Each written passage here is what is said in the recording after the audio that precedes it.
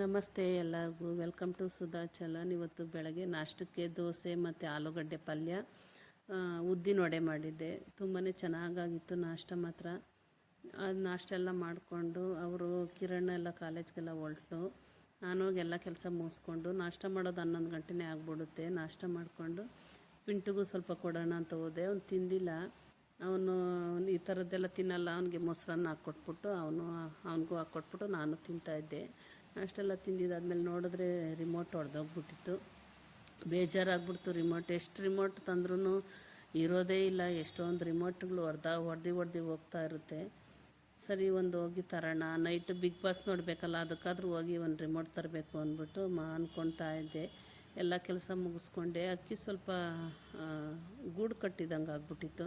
ಅದಕ್ಕೇ ಅದನ್ನು ಸ್ವಲ್ಪ ಬಿಸಿಲಿಗೆ ತಟ್ಟಿದ್ರೆ ನೋಡಿದ್ರೆ ಬಿಸಿಲೇ ಬರ್ತಾಯಿಲ್ಲ. ಈಗ ಇಲ್ಲಿ ನಮ್ಮನೆ ಹತ್ರ ಅಂತೂ ಬಿಸಿಲೇ ಬೀಳೋದಿಲ್ಲ. ಸರಿ, ಸ್ವಲ್ಪ ಆದರೂ ಬೆಚ್ಚಗಾಗಲಿ ಅಂದ್ಬಿಟ್ಟು ಈಗ ಅಕ್ಕಿನ ಸ್ವಲ್ಪ ಬಿಸಿಲಿಗೆ ಹಾಕಿದ್ದೆ ಒಣಗಲಿ ಅಂತೇಳಿ.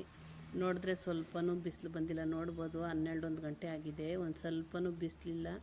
ಮೇಲೆ ಟೆರೆಸ್ ಮೇಲೇನೂ ಇಲ್ಲ, ಸೀಟುಗಳೆಲ್ಲ ಹಾಕ್ಬಿಟ್ಟಿದ್ದಾರೆ. ಅದಕ್ಕೆ ಅಲ್ಲೂ ಹಾಕೋದಕ್ಕಾಗಲ್ಲ. ಎಷ್ಟಾಗುತ್ತೋ ಅಷ್ಟೇ ಅಂದ್ಬಿಟ್ಟು ಇಲ್ಲೇ ಹಾಕಿದ್ದೆ.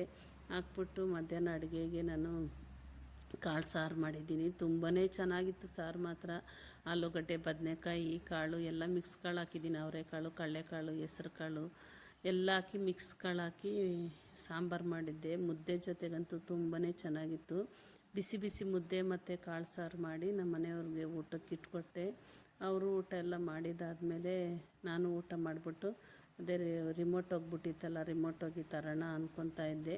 ಎಷ್ಟೊಂದು ರಿಮೋಟ್ಗಳು ಆಗಿಬಿಡುತ್ತೆ ಗೊತ್ತಾ. ಹೊಸ ಒಂದು 3 ತಿಂಗಳು ಕೂಡ ಆಗಿಲ್ಲ, ಹೊಡೆದೋಗ್ಬಿಟ್ಟಿದ್ದಾರೆ.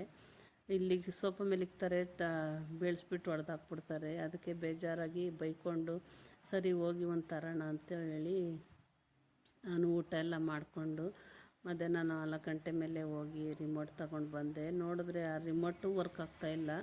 ಅವ್ರ ಅಂಗಡಿಯಲ್ಲಿ ಇದ್ದಿಲ್ವಂತೆ, ಬೇರೆ ರಿಮೋಟ್ ಕೊಟ್ಬಿಟ್ಟಿದ್ದಾರೆ. ನೋಡಿದ್ರೆ ಆ ರಿಮೋಟು ವರ್ಕ್ ಆಗ್ತಾಯಿಲ್ಲ. ಹಂಗೆ ಬರ್ತಾ ಸ್ವಲ್ಪ ಮನೆಗೆ ಕಾಫಿ ಪುಡಿನೂ ಇದ್ದಿಲ್ಲ. ಕಾಫಿ ಪುಡಿ ಮತ್ತು ಒಂದು ಸಮೋಸ ಕೇಳ್ತಾಯಿದ್ಲು ಕಿರಣ ಅಂಥೇಳಿ. ಸಮೋಸ, ಕಾಫಿ ಪುಡಿನೂ ತಗೊಂಬಂದೆ. ಬರ್ತಾ ನೋಡಿದ್ರೆ ಇದು ಹೊಸ ರಿಮೋಟು, ಇದೂ ವರ್ಕ್ ಆಗ್ತಾಯಿಲ್ಲ. ಶೆಲ್ಲೆಲ್ಲ ಹಾಕ್ಸ್ಕೊಂಬಂದಿದ್ದೆ, ನೋಡಿದ್ರೆ ಇದು ವರ್ಕ್ ಆಗ್ತಾಯಿಲ್ಲ. ತುಂಬಾ ಬೇಜಾರಾಯಿತು. ಈ ತಿರ್ಗೆಲ್ಲ ಹೋಗ್ಬೇಕಲ್ಲಪ್ಪ ವಾಪಸ್ ಕೊಟ್ಬಿಟ್ಟು ಬರೋದಕ್ಕೆ ಅಂತ. ನೋಡ್ಬೋದು ವರ್ಕೇ ಆಗ್ತಾಯಿಲ್ಲ ರಿಮೋಟು. ಬಿಗ್ ಬಾಸ್ನ ಇಷ್ಟಪಡ್ತೀವಿ, ಅದಕ್ಕೆ ಅದು ನೋಡೋಕ್ಕಾದರೂ ಬೇಕು ಅಂತೇಳ್ಬಿಟ್ಟು ಟ್ರೈ ಮಾಡ್ತಾಯಿದ್ದಾಳೆ ಕಿರಣ. ಆಗ್ತಾನೇ ಇಲ್ಲ.